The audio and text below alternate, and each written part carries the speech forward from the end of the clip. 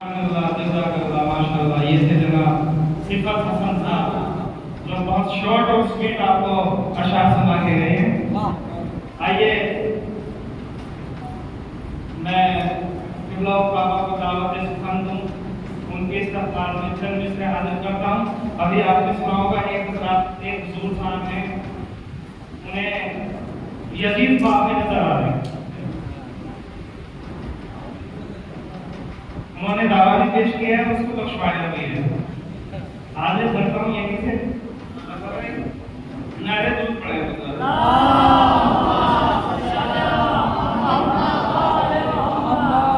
देखना रोजे कयामत देखना, देखना रोजे कयामत देखना, आपको बातिल की हकीकत देखना, देखना रोजे कयामत देखना, आपको बातिल की हकीकत देखना। हम करेंगे अपने पीरों को सलाम और तुम अपनों पे लानत देखना। देखना रोजे कयामत देखना, देखना रोजे कयामत देखना, आपको बातिल की हकीकत देखना। हम करेंगे अपने पीरों को सलाम और तुम अपनों पे लानत देखना। और उसकी सीरत पर अमल करते हैं हम, है इबादत जिसकी सूरत देखना, उसकी सीरत पर अमल करते हैं हम, है इबादत जिसकी सूरत देखना। और ख्वाब में आने लगे जिनके यजीद, ख्वाब में आने लगे जिनके यजीद, छोड़ दे वो ख्वाब जन्नत देखना, छोड़ दे वो ख्वाब जन्नत देखना। आइए हज़रात, आपको बहुत पता हो इख्तिलाफ के साथ गुजारिश करें, आफ्ताब खिताबत शहंशाह मसायब आली जनाब मौलाना सैयद मोहम्मद आमिर आदमी साहब के हुजूर आए और बयान हक से मुमिनीन को मुस्तफीज फरमाएं। नारे दुरूद पढ़ें।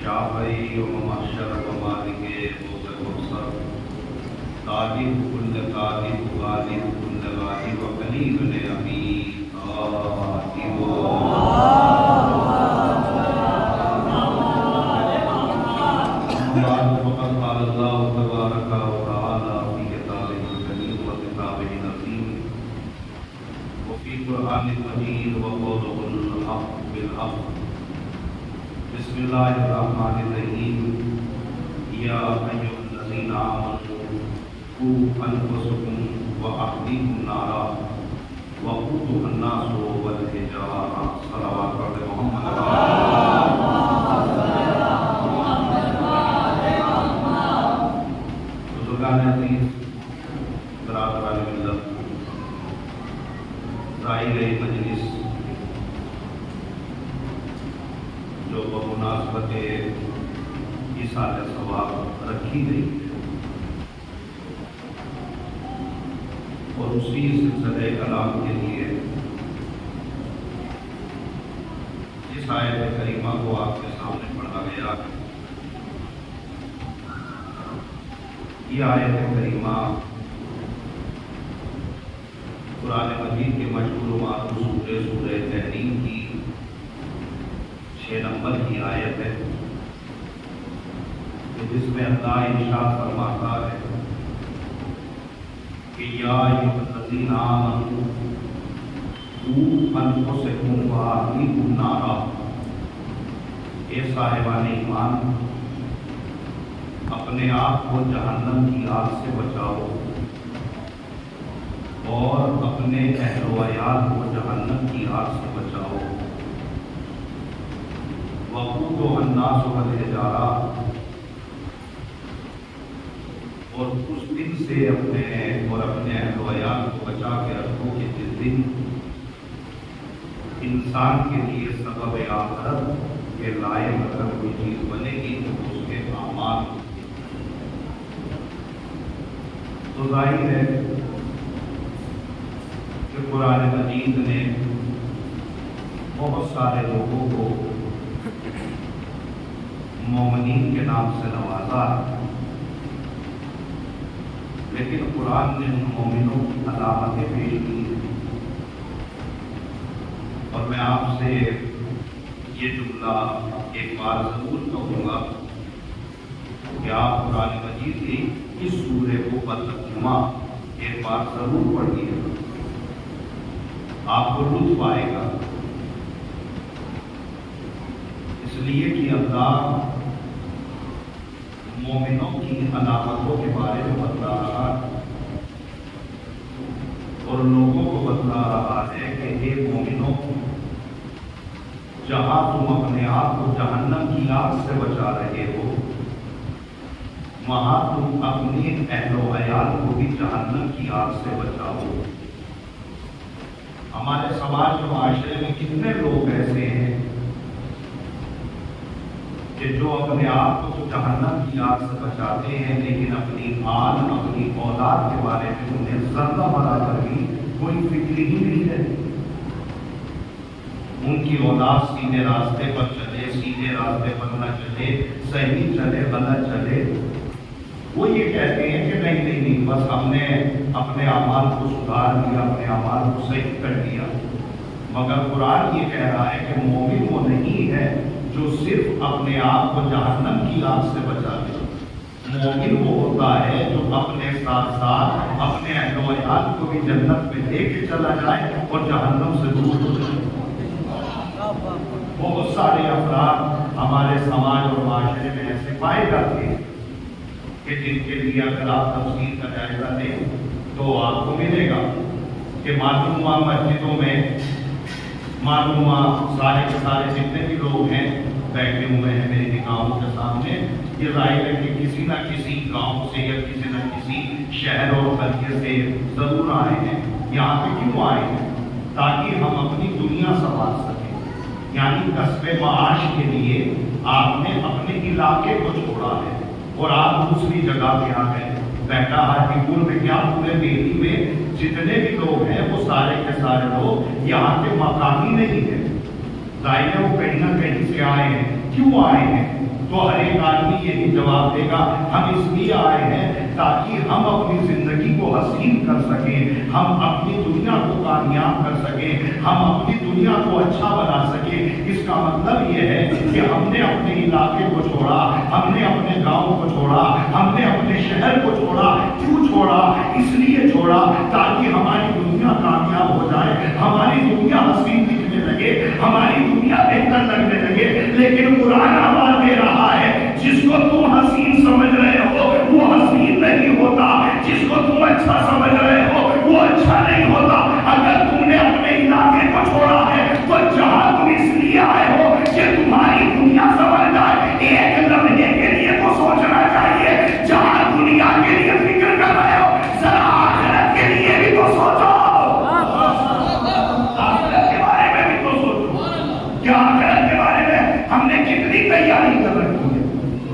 ظاہر ہے کہ جواب یہی آئے گا. کسی بھی انسان کی زندگی کا عمر کا خاصہ نکالیے. کسی کی عمر 40 برس، 50 برس، 60 برس، 70 برس ہے.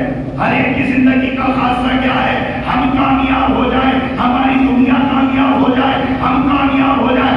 اچھا مکان بن گیا، ہم سوچنے لگے سب سے بہتر یہ ہے. ہمارے پاس تھوڑا سا پیسہ کیا آ گیا، ہم یہ سمجھ رہے ہیں کہ سب سے بڑے پیسے والے ہم ہیں. مسجدوں میں آ کے نمازیں پڑھنے لگے، ہم یہ سوچنے لگے سب سے بڑے نمازی یہ ہیں. مگر قرآن یہ کہہ رہا ہے جو مسجدوں میں آ کے نماز پڑھنے لگے یا دینداری کا لباس پہننے لگے، دینداری کے لباس پہننے سے کوئی دیندار نظر نہیں آتا. قرآن اس کو مومن کہتا ہے جو خود بھی جنت میں چلا جائے، اپنی اولاد کو بھی جنت لے کے چلا جائے.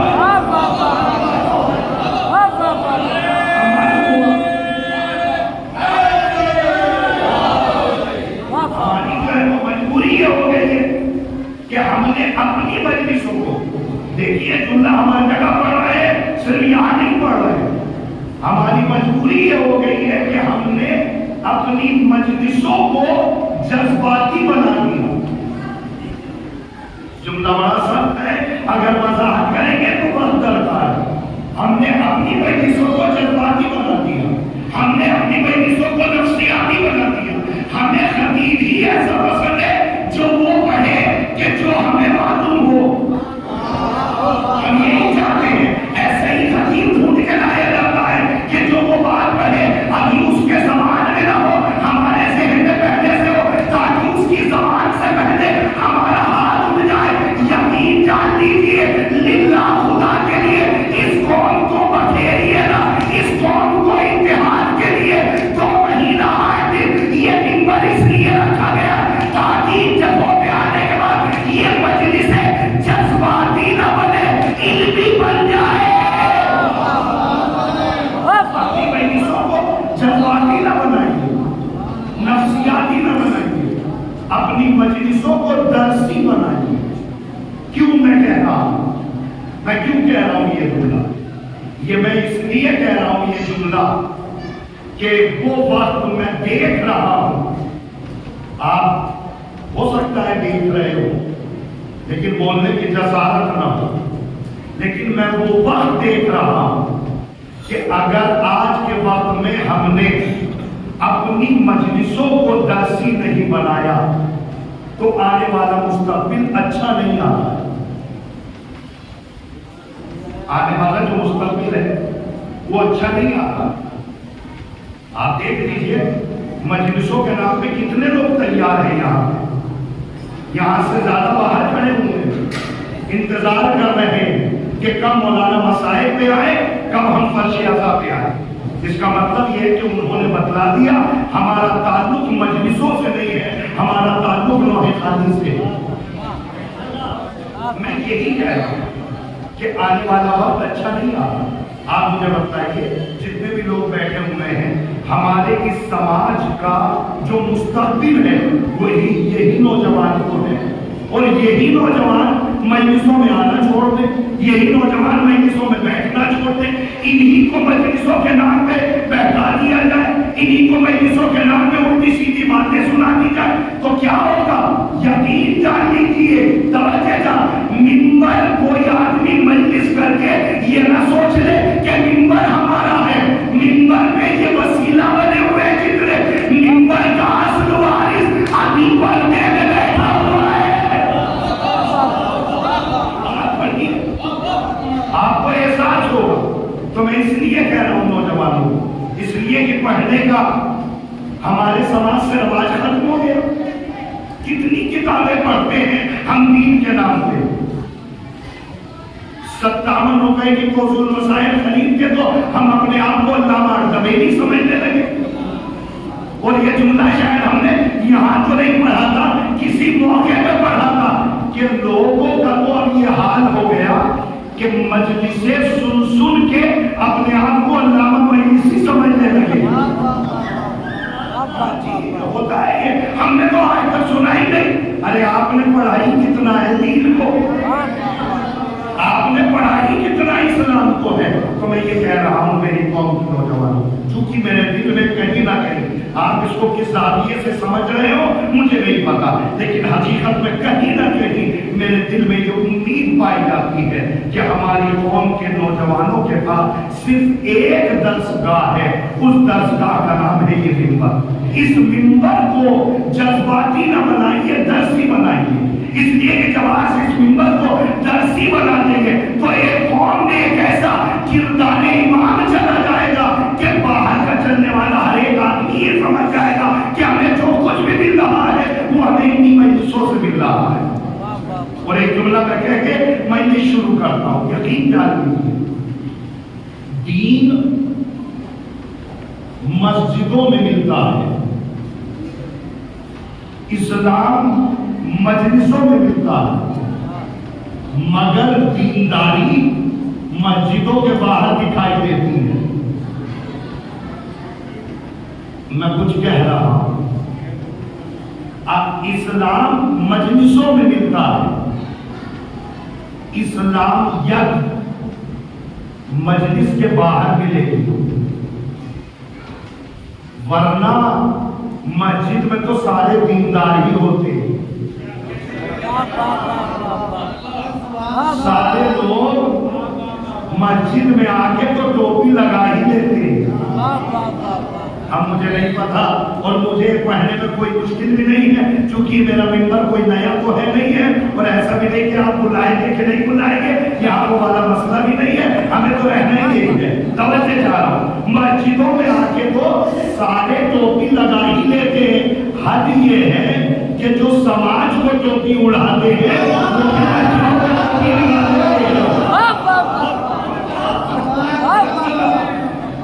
تو اس لیے یقین جان لیجیے، دین مسجدوں میں نہیں، دین مسجدوں میں ملے گا، اسلام مجلسوں میں ملے گا. دینداری مسجد کے باہر دکھے گی، اسلام مجلسوں کے باہر دکھے گا. اور اگر آپ بیدار ہیں اور مجھے سننا ہی چاہتے ہیں تو جملہ سن لیجیے گا. حسین مجلسوں میں ملے گا، حسینیت باہر تمہارا کردار بتائے گا. آپ مجھے بتلائیے، مسجدوں میں تو سارے دیندار ہیں، مجلسوں میں تو سارے حسینی ہیں. کالے کپڑے پہننے والا شیعہ ہو گیا، ماتم کرنے والا عزادار ہو گیا. لیکن ذرا مسجدوں سے، امام بارگاہوں سے باہر نکلو.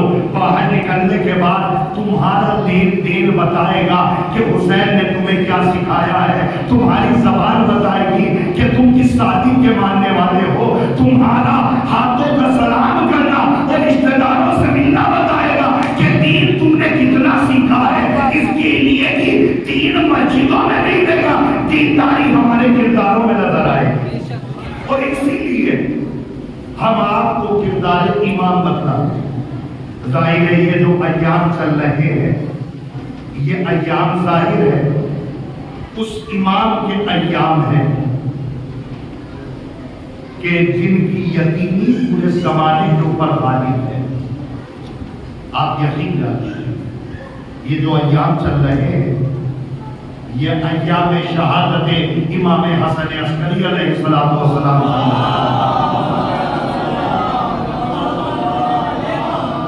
ہماری ذمہ داری بنتی ہے کہ ہم اماموں کے کردار اور امام کی سیرت آپ تک پہنچائیں کہ امام حسن عسکری کا کردار کیا تھا.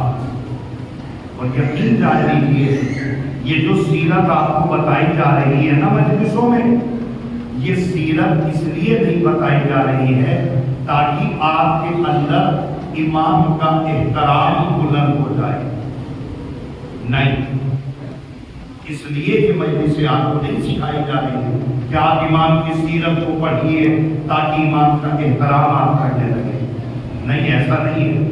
امام کی سیرت آپ کو مجلسوں میں اس لیے بتائی جاتی ہے تاکہ آپ امام کا احترام معرفت کے ساتھ کر سکیں. امام کا احترام معرفت کے ساتھ کر سکیں. ورنہ بات رہی احترام کی کہ ہم نے آپ کو اس لیے کردار سکھایا ہے کہ آپ امام کا احترام کر سکیں، تو آپ کیا امام کا احترام تو دشمنوں نے کیا ہے. میں کچھ کہہ رہا ہوں، امام کا احترام تو دشمنوں نے کیا ہے، یقین جان لیجیے جو مارنے آیا ہے، زہر دینے آیا ہے، اس نے اماموں کا احترام کیا ہے۔ یقین نہ ہے تو امام حسن عسکری کی شہادت کا جملہ ہے تو جملہ کر لیجیے کہ امام کا چاہنے والا ہے کہ جس کا نام ہے شاگری، شاگری کہتا ہے کہ دارالحفاظ کے علاقہ میں پیر اور جمعے کے دن سارے کے سارے متعصب لوگ اکٹھا ہوتے تھے تاکہ امام حسن عسکری پہ تبرہ کیا جائے، امام حسن عسکری کو برا کہا جائے۔ سارے دولت والے دارالخلافہ میں اکٹھا ہو جاتے تھے۔ شاگری کہتا ہے کہ جتنے بھی لوگ امام کو برا کہنے والے تھے وہ سارے ایک جگہ پہ اکٹھا ہو جاتے تھے، لیکن میں نے کھلا آنکھوں سے دیکھا کہ جیسے امام دارالخلافہ میں آتے تھے اپنا قدم زمین پہ رکھ نہیں پاتے تھے کہ برائی کرنے والوں کی زبانیں بند ہو جاتی تھی، زبانیں بند ہو جاتی تھی۔ امام حسن عسکری جیسے ہی قدم زمین پہ رکھتے تھے بڑے بڑے متعصبین کی زبانیں بند ہو جاتی تھی۔ امام حسن عسکری کے پیر زمین پہ رکھتے کے ساتھ ہی حد تو یہ ہے کہ علامہ بخش حسین کارا نے لکھا کہ وہ گھنٹیاں جو جانوروں کے گلے میں ہوتی ہے وہ بھی امام کے قدم کی وجہ سے وہ گھنٹیاں بھی ساکت ہو جاتی تھی۔ شاگری کہتا ہے عجیب بات ہے، ہم تیاری یہ کرتے تھے کہ جیسے امام آئیں گے امام کو ذلیل کیا جائے گا، لیکن جیسے امام آتے تھے غلام کھڑے ہو جاتے تھے، امام کو جگہ دیتے تھے، گویا کی قدرت اعلان کر رہی ہے دربار تمہارا ہے، قاصد تمہارے ہیں، غلام تمہارا ہے، لیکن اللہ جس کو عزت دینا چاہے اسے کوئی ذلیل نہیں کر سکتا۔ صلوات پڑھے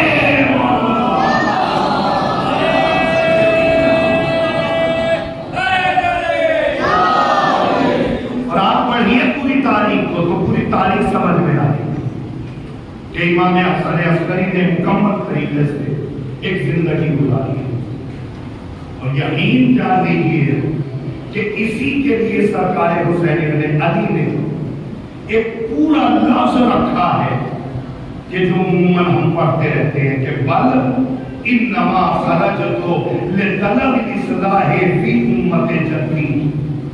یہ جملہ ادھورا رہ گیا تھا، اس جملے کو آج مجلس میں مکمل کرے ہیں۔ میں نانا کی امت کی اصلاح کے لیے کربلا جا رہا ہوں۔ ہمارا مقصد یہ ہے کہ نانا کی امت کی اصلاح ہو جائے۔ میرے عزیزوں ایک لمحے کے لیے آپ کو بیدار کرنا چاہتا ہوں، اگر آپ بیدار ہو گئے تو میں سمجھوں گا کہ میری محنت آپ تک پہنچ گئی۔ امام حسین فرماتے ہیں میں نانا کی امت کی اصلاح کے لیے کربلا جا رہا ہوں۔ اس کا مطلب یہی تو ہے کہ امت میں کوئی فساد ہے۔ توجہ چاہیے، تبھی تو حسین کہہ رہے ہیں کہ بل انما خرجت لطلب الاصلاح فی امت جدی، میں نانا کی امت کی اصلاح کے لیے کربلا جا رہا ہوں۔ اس کا مطلب یہ ہے کہ امت میں فساد ہے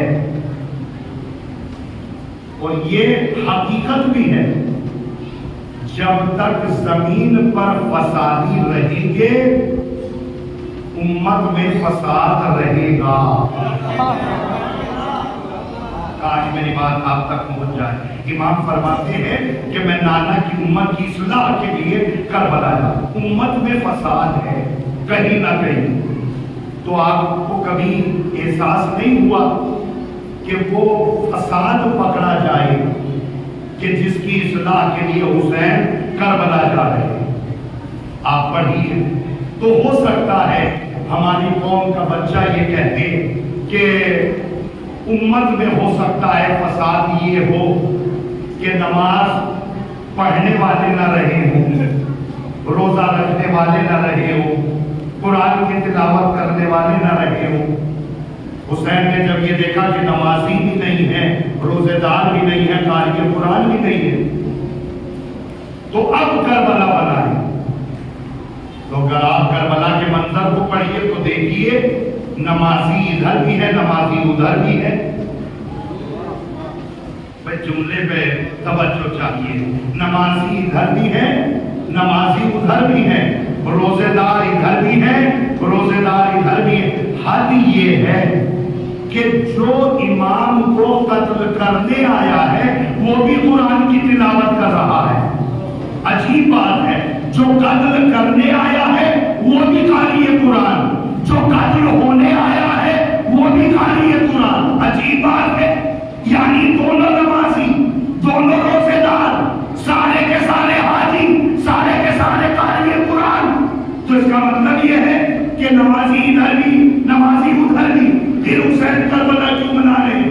امام شاید ہو سکتا ہے کہ کوئی آدمی یہ کہنے لگے اصل میں معاملہ یہ ہے کہ نمازی تو تھے مگر کم تھے، روزے دار تو تھے مگر کم تھے. تو چلیے تاریخ کا ایک معائنہ کر لیا جائے تاکہ آپ کی خاموشی میری خطابت کے ساتھ چلنے لگے. ایک تاریخی جائزہ ہو جائے کہ نمازی کتنے ہیں، روزے دار کتنے ہیں.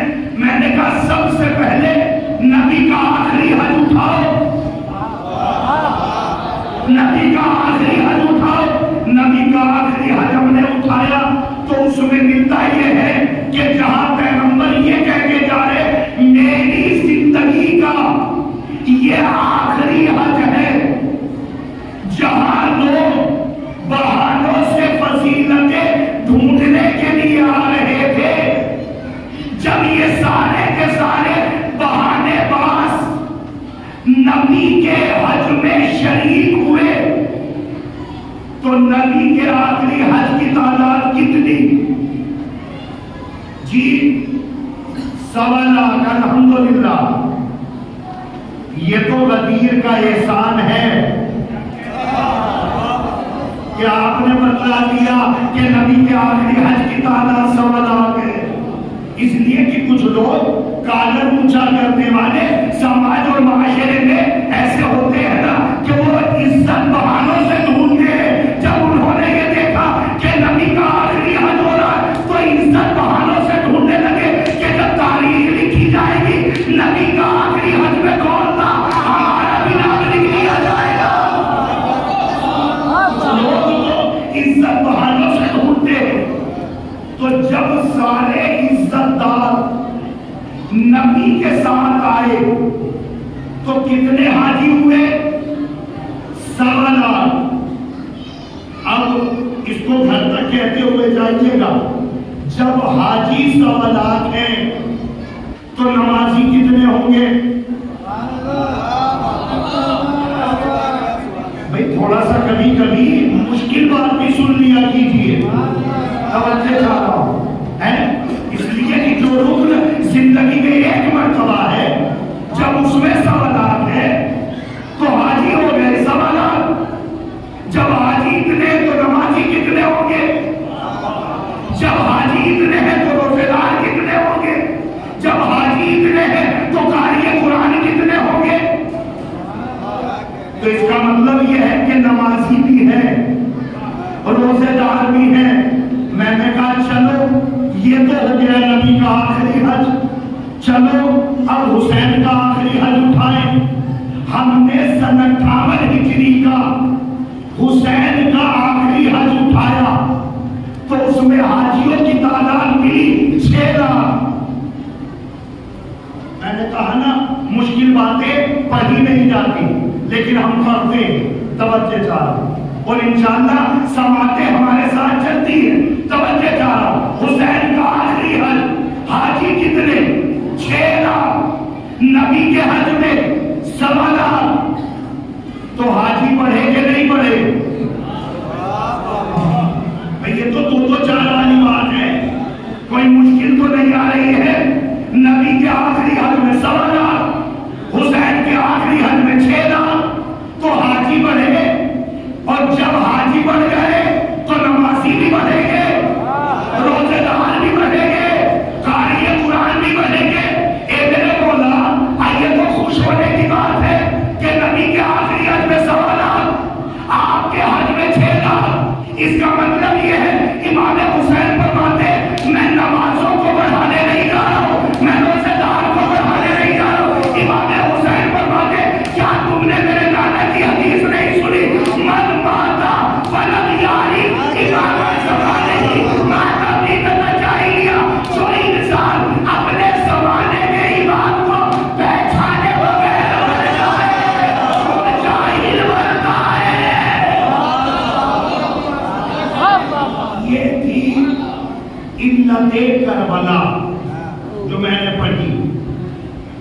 توجہ چاہا کہ امام حسین فرماتے ہمارا مقصد نماز نہیں ہے، ہمارا مقصد روزے دار نہیں، ہمارا مقصد یہ ہے کہ جو انسان مر جائے، اب یہ جملہ کہاں تک جائے گا مجھے نہیں پتا، جو انسان مر جائے اور اپنے زمانے کے امام کو،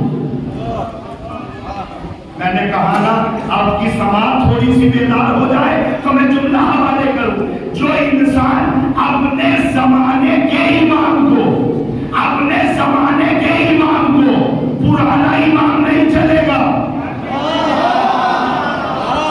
پرانا امام نہیں چلے گا، 52 سال والا پرانا نہیں چلے گا، 1300 سال پرانا نہیں چلے گا، امام فرماتے جو اپنے زمانے کے امام کو، تو اس کا مطلب تو یہ سمجھے جب تک زمانہ ہے کوئی نہ کوئی امام زمانہ ہے۔ جو انسان اپنے زمانے کے امام کو، اپنے زمانے کے امام کو، نوجوانوں علت کربلا سنو، جو انسان اپنے زمانے کے امام کو پہچانے بغیر مر جائے اس کی موت جی جاہلیت، جاہل نہیں، جاہل نہیں، جاہلیت، مطلب جاہل و جاہلیت میں، تاکہ ابو جہل سمجھ میں آ جائے، جاہل و جاہلیت، پیغمبر اسلام نے یہ نہیں کہا جو اپنے زمانے کے امام کو پہچانے بغیر مر جائے وہ جاہل مرے گا، نہیں، جاہل نہیں، جاہلیت کی موت مرے گا۔ اے سرکار پیغمبر، جاہل اور جاہلیت میں کیا فرق ہوتا ہے؟ پیغمبر فرماتے سنو، جاہل وہ ہوتا ہے جس کی جہالت اپنی ذات تک ہو، جاہلیت وہ ہوتا ہے جو خود بھی جاہل ہوتا ہے اور اپنے ساتھ کچھ لوگوں کو بھی جاہل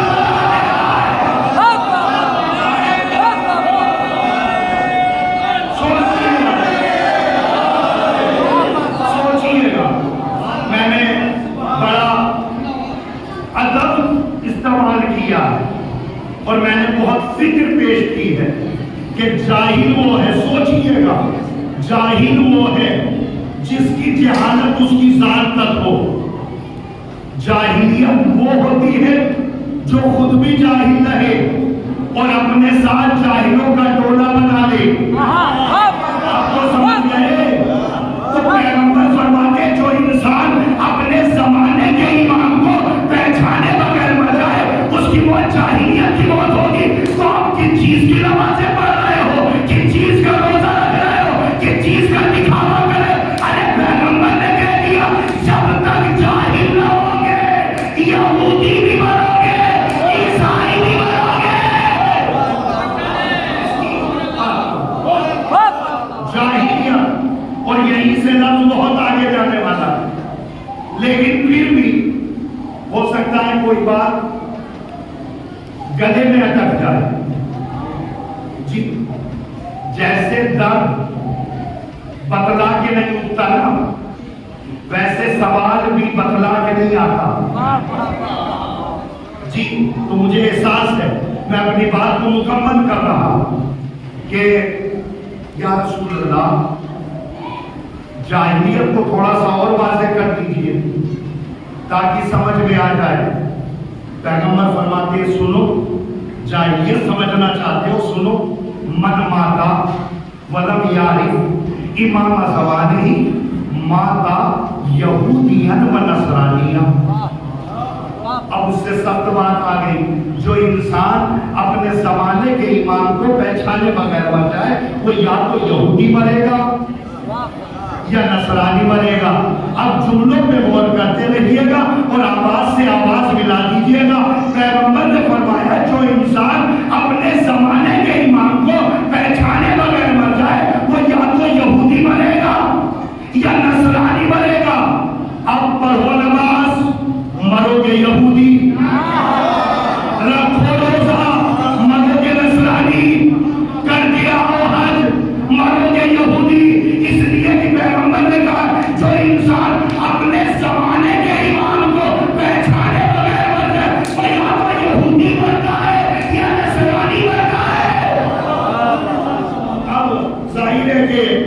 اب تو وقت تمام ہو گیا. صلی اللہ علیہ محمد وآلہ محمد.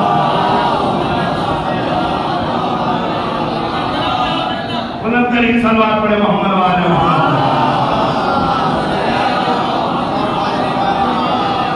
اصل میں جب مشکل بات ہوتی ہے نا تو تھوڑا سا جو ہے وہ وقت تو لگتا ہے. توجہ دار کہ پیغمبر فرماتے ہیں کہ وہ یا تو یہودی مرا یا نصرانی مرا.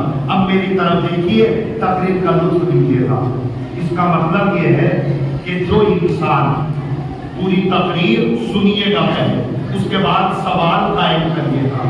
جو انسان اپنے زمانے کے امام کو پہچانے بغیر مر جائے اس کی موت جاہلیت کی موت ہوتی ہے. جو انسان اپنے زمانے کے امام کو پہچانے بغیر مر جائے وہ یہودی مرتا ہے یا نصرانی مرتا ہے. اب سلسلہ آگے تک لے جائیے. جو علی کے دور میں تھے, جنہوں نے علی کو مانا, علی کے بعد امام حسن کو نہیں مانا. جی یہ سلسلہ ہے.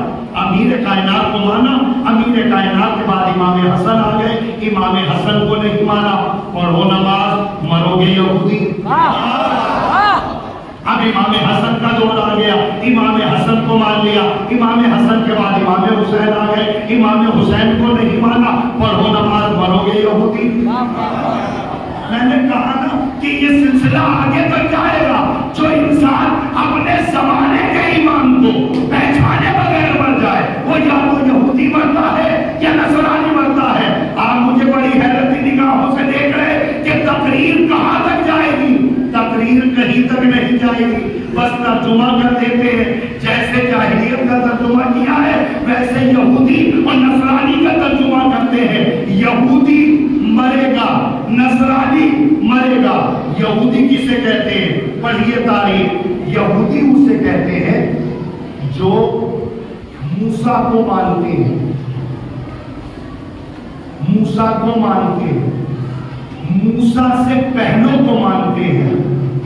موسیٰ جس کو پہچنوائے اس کو نہیں مانتے. توجہ چاہا, مجلسی مجمع میری نگاہوں کے سامنے ہے, جملے کا لطف لیجیے گا. یہودی وہ جو موسیٰ کو مانے, موسیٰ جس کو پہچنوائے اس کو نہ مانے. نصرانی وہ جو عیسیٰ کو مانے, عیسیٰ جسے پہچنوائے اسے نہ مانے. اب یہی حال تو کچھ مسلمانوں کا بھی ہوا جو نبی کو مانتے تھے, نبی کی نہیں مانتے تھے.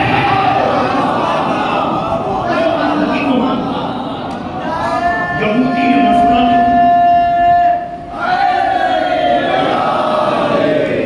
یہودی یا نصرانی.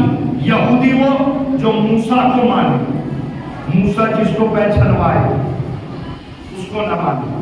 اور یہ تقریر ہماری نیٹ پہ جا کے دیکھ لیجئے گا کہ یہ تقریر کس لفظ پہ تمام ہوئی ہے. توجہ چاہ رہا ہوں. یہودی وہ جو موسیٰ کو مانے, موسیٰ کی نہ مانے. نصرانی وہ جو عیسیٰ کو مانے, عیسیٰ کی نہ مانے. کچھ لوگوں نے بھی نبی کو مانا, نبی کی نہیں مانا. نبی کو مانا, نبی کی نہیں مانا. یہ کون ہے؟ میں نے کہا نا بڑا سخت جملہ آ رہا ہے, اس لیے میں آپ کا ذہن آمادہ کر رہا ہوں. نبی کو مانے, نبی کی نہ مانے. یہ کون ہو گیا؟ کہا یہ تو بالکل ایسے ہی ہو گیا جیسے شیطان ہو گیا ہو. شیطان بھی خدا کو مانتا تھا, خدا کی نہیں مانتا تھا. شیطان بھی خدا کو مانتا تھا, خدا کی نہیں مانتا تھا. میری طرف دیکھیے, تقریر آ گئی ہے آخری لفظ پہ. شیطان خدا کو مانے, خدا کی نہ مانے. قرآن نے اسے سند کیا دی کہ یہ لعنتی ہے. تو قرآن نے ایک سند بتائی جو خدا کو مانے, خدا کی نہ مانے وہ لعنتی. جو نبی کو مانے, نبی کی نہ مانے وہ لعنتی. اب اگر 11واں امام یہ کہتے چلا جائے میرے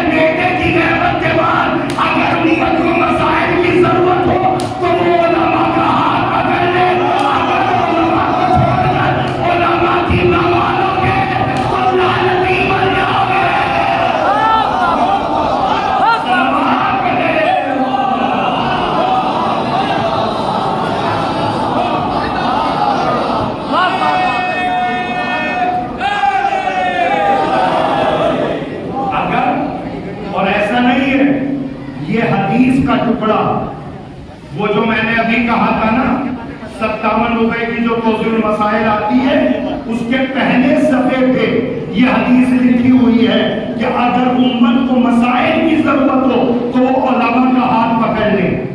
توجہ چاہ رہا ہوں، میری طرف دیکھیے، پہلے صفحے پہ لکھا ہوا ہے، صلوات پڑھے محمد والے محمد۔ اور اگر علماء کو مان کر بخدا میں آپ کی داد پر مطمئن ہوا، لیکن میں نے جملہ بہت بڑا کہا ہے، علماء کو مان کر علماء کی نہیں مانو گے تو لعنتی بن جاؤ گے۔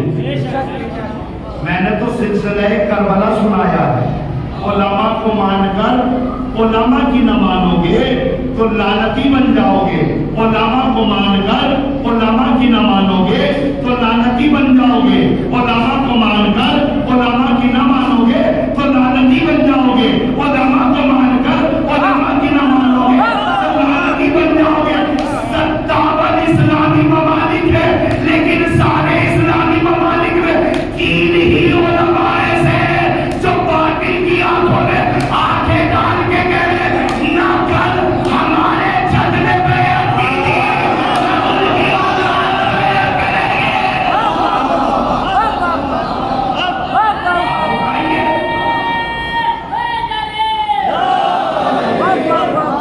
اگر علماء کو مان کر علماء کی نہیں مانو گے تو لعنتی بن جاؤ گے۔ اور یہ جملہ ہم نے کسی موقع پہ کہا تھا کہ جتنے بھی اسلامی ممالک ہیں ان سارے اسلامی ممالک میں 3 ہی رہبر ایسے ہیں کہ جو ظالموں کی آنکھوں میں آنکھیں ڈال کے کہہ رہے ہیں نہ کل ہمارے جد نے غلط کی بیعت کری تھی، نہ آج اس کی اولاد غلط کی بیعت کرے گی۔ اب یہ جملہ یہاں پہ آ گیا تو ایک جملہ کہوں گا جو میں نے کسی موقع پہ استعمال کیا تھا کہ جس سماج اور معاشرے کی آپ بات کر رہے ہیں نا، اس سماج اور معاشرے میں سارے لوگ غلط نہیں ہوتے، سارے لوگ صحیح نہیں ہوتے، سارے لوگ صحیح نہیں ہوتے، سارے لوگ غلط نہیں ہوتے۔ زیادہ سے زیادہ 10% لوگ صحیح ہوتے ہیں، 10% لوگ غلط ہوتے ہیں۔ 10 اور 10 ملائیے 20، درمیان میں بچے 80۔ 80% جو لوگ ہوتے ہیں اس کو دنیا والے کہتے ہیں کہ یہ بیچارے ہیں۔ یہاں تک آپ سن چکے ہیں تقریر کو۔ یہ جو 80% لوگ ہیں ان کو دنیا والے کہتے ہیں کہ یہ بیچارے ہیں۔ کتنے بیچارے ہیں؟ اور دوسرا تھوڑا سا ادبی جملہ استعمال کر دیں کہ بیچارے مومن ہیں۔ جی یہ مومن ہیں۔ کتنے بڑے مومن ہیں؟ کہا یہ اتنے بڑے مومن ہیں کہ ان کے سامنے صحیح ہوتا رہے سبحان اللہ، غلط ہو جائے تو بھی کوئی بات نہیں ہے۔ یعنی یہ بیچارے بیچارے توجہ چلو، یہ بیچارے بیچارے ہیں اور دنیا والوں نے ایک زبان بھی دے دیا یہ بڑے مومن ہیں۔ عجیب بات ہے، دنیا والے انہیں مومن کہہ رہے ہیں چونکہ یہ بیچارے، مگر امام فرماتے ان المؤمن اشد من صبر الحدید، مومن لوہے سے زیادہ مضبوط آدمی کا نام ہے۔ بیچارے کو مومن تھوڑی کہتے ہیں، بیچارے کو مومن تھوڑی کہتے ہیں۔ آپ ایسے حالات میں مجھے سن رہے ہیں، آپ کا شکریہ بہت بہت۔ توجہ چاہ رہا ہوں یہ کیسے بیچارے ہیں؟ کہا یہ بیچارے اتنے ہیں کہ انہیں مطلب ہی نہیں صحیح کیا ہے غلط کیا ہے۔ یہاں تک آپ نے سن رکھا ہے، اب جملہ مکمل کر رہا ہوں تاکہ اگلے برس تک تقریر آپ کو یاد رہے کہ یہ جو 80% ہے جن کو دنیا بیچارے بولتی ہے، یہ جو 10% غلط ہوتے ہیں، یہ غلط اپنی جہالت کی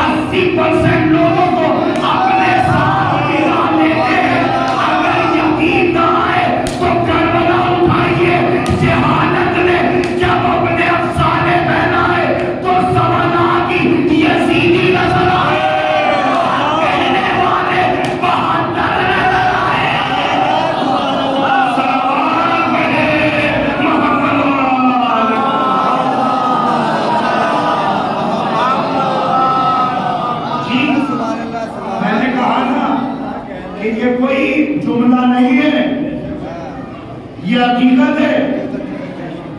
آپ بتائیے جب لشکر یزید مقتل سے باہر آیا ہے مار کے اولاد علی کو، اور جب جناب زینب نے سارے خطبے دیے ہیں نا تو ہر ایک آدمی اپنی انگلی کو اپنے منہ میں دبائے تھا.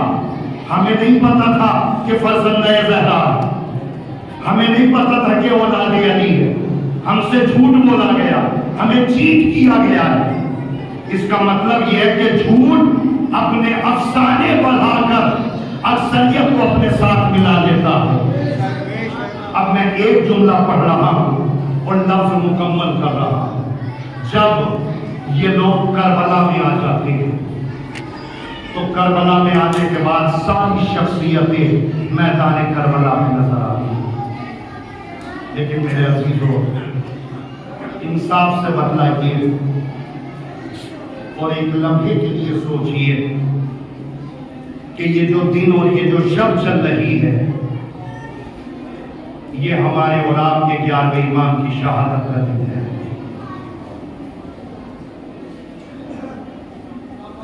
اور ظاہر ہے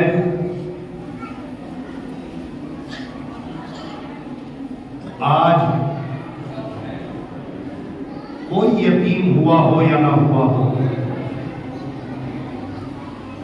مگر ان تاریخوں میں ہمارا فرد والا امام یتیم ہوا.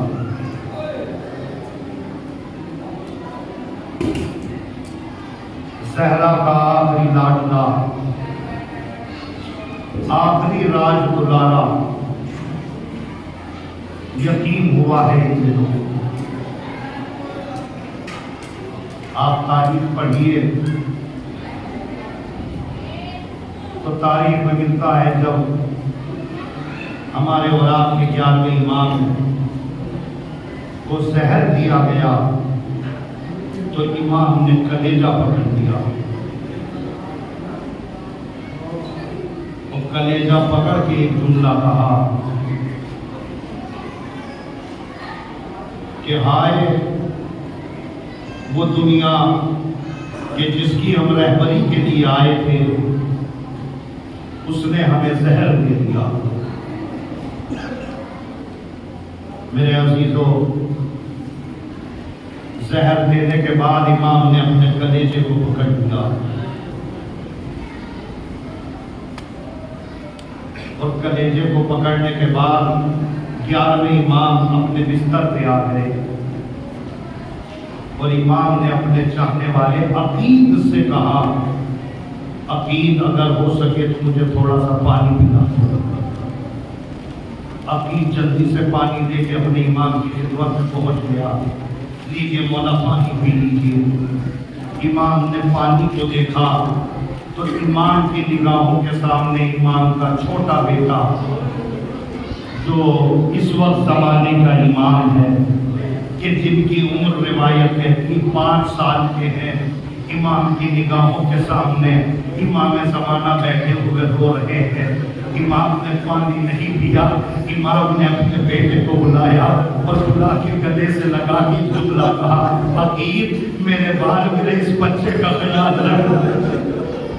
عقید میرے بال میرے اس بچے کا خیال رکھنا. میں ایک جملہ کہوں گا، مولا آپ ظاہر ہے کہ امام ہیں، لیکن مولا آپ کو تو پتا ہے کہ آپ کے جانے کے بعد آپ کے بیٹے کی حفاظت خدا کرے گا. مولا آپ کیوں پریشان ہو رہے ہیں؟ امام نے فرمایا میں دیکھ رہا ہوں اس لیے کہ میرا امام زمانہ تڑپ رہا ہے کہ میرا باپ بھی دنیا کو چھوڑ کے جا رہا ہے. میں تو کہے میرے امام حسن عسکری کم سے کم آخر وقت میں آپ نے اپنے امام زمانہ کو گلے سے تو لگا لیا، لیکن مولا ذرا میدان کربلا میں آئیے. سکینہ حسین سے نمٹنا بھی چاہتی ہے مگر حسین بنا کر اے سکینہ میرا باپ تباہ ہو گیا. وقت گزرتا چلا گیا. آ گئے وہ ایام کہ جن کا آپ کو برسوں سے انتظار تھا. ابھی بس 2 دن کی عزاداری بچی ہے. جتنا چاہیے رو لیجیے. اپنی زندگی کی آخری مجلس سمجھ کے پڑھتا ہوں. اپنی زندگی کی آخری مجلس سمجھ کے رویا کرو، اس لیے کہ آپ اگلے برس وہی اس فرش عزا کا فیض اٹھائے گا جو اگلے برس تک زندہ رہے گا. اگر چل بسے تو زہرا یہ سلام آخر ہے. بی بی ہم سے حق گریہ ادا نہ ہو سکا. بی بی ہمیں معاف کیجیے گا میرے عزیزو.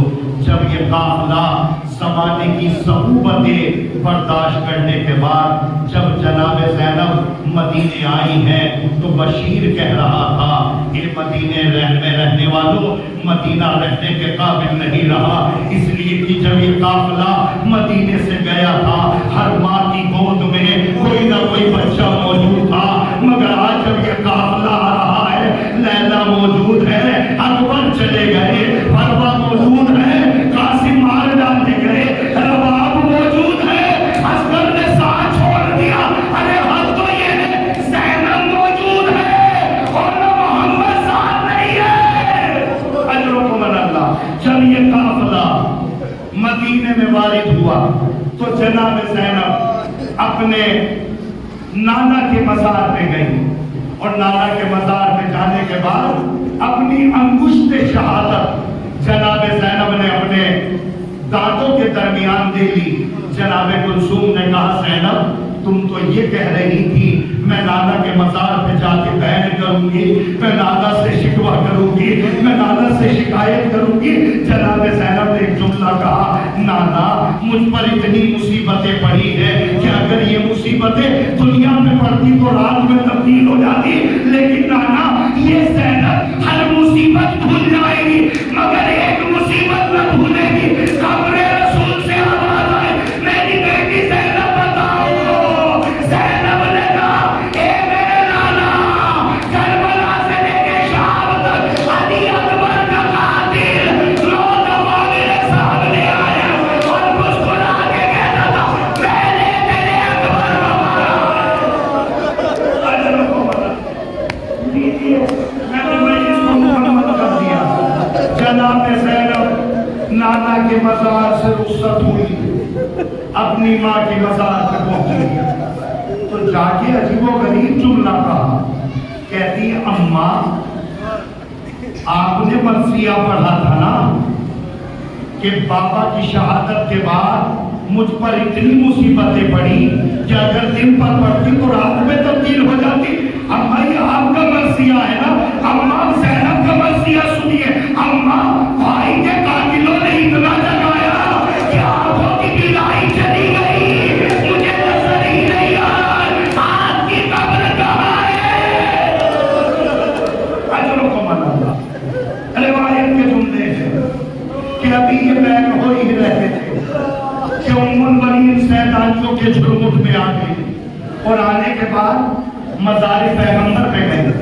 جا کے کہنے لگی اے یا رسول اللہ میں نے سنا ہے میرا سید سجاد آیا ہے، زین العبا آیا ہے، میں اسے ڈھونڈنے کے لیے آئی ہوں، میرا پوتا نظر نہیں آ رہا ہے، میرا زین العبا نظر نہیں آ رہا ہے. سیدانیوں کے جھرمٹ میں جناب ام المنین جناب فاطمہ کے روزے پہ آئی اور آ کے کہنے لگی شہزادی میں آپ کے خادم کو ڈھونڈنے آئی ہوں، میرا پوتا سید سجاد نظر نہیں آ رہا ہے. جناب ام المنین بھائی حسن کے مزار پہ آئی اور آ کے کہنے لگی میں سید سجاد کو ڈھونڈنے کے لیے آئی ہوں. جب کہیں نہ ملا جناب ام المنین کی جگہ سے واپس جا ہی رہی تھی کہ ایک بوڑھا آدمی اپنے سر کو جھکائے زمین پہ بیٹھا ہے.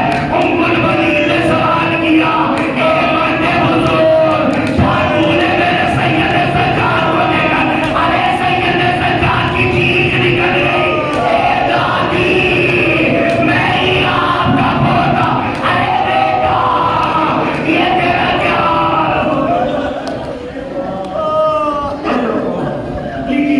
بس میں نے ممبر خالی کر دیا. میرے بیٹا سید سجاد یہ تیرا کیا حال ہو گیا؟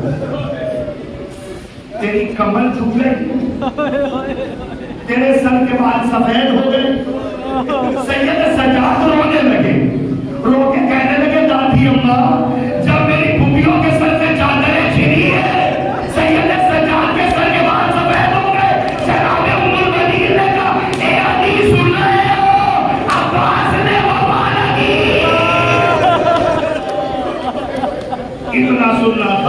سید سجاد آگے بڑھ کے کہتے ہیں دادی اماں ایسا نہ کریے، چچا عباس نے شجاعت کے جوہر نکلا ہے۔ بیٹا میرا عباس زندہ رہا، زینب کے سر سے چادر چھن گئی۔ جناب سید سجاد ہے دادی اماں ایسا نہیں ہے، پہلے چچا کے بازو پکڑے پھر چچا کے سر پہ گھس لگا، اتنا کہہ رہا تھا ام الولید زمین پہ بیٹھ گئی اور زمین پہ بیٹھ کے کہنے لگی اے بیٹا سید سجاد، جب کوئی جوان گھوڑے سے گرتا ہے اپنے ہاتھ ٹیک لیتا ہے، ہائے میرا ابا، جب گھوڑے سے گرا ہوگا ہاتھ تو نہ تھے، آواز فاطمہ آئی اے ام الولید پریشان نہ ہو، جب ابا گھوڑے سے نیچے آ رہے تھے یہ فاطمہ وہاں پہ بھی موجود تھی اور آواز آ رہی تھی آ میرے ابا، اسی لیے تو حسین نے جملہ کہا اے ابا تمہارے جانے کے بعد اب دشمن مجھے تانا دینے لگے اور تانا دے کے کہنے لگے بلا اس عباس کو جس عباس پہ تجھے بڑا ناز تھا، اور امام حسین فرماتے اے عباس مصیبتیں تو اپنی طرف ہے مگر ایک مصیبت یہ ہے میری ماں کا نام دشمن یزید میدان کربلا میں لے رہا کہہ رہا او فاطمہ کے لاڈلے بلا اپنے عباس کو، آواز آئی اے مولا موت نے مجبور کر دیا ورنہ ہم دکھلاتے زندگی کے جوہر کیا ہے اور شجاعت کے مناظر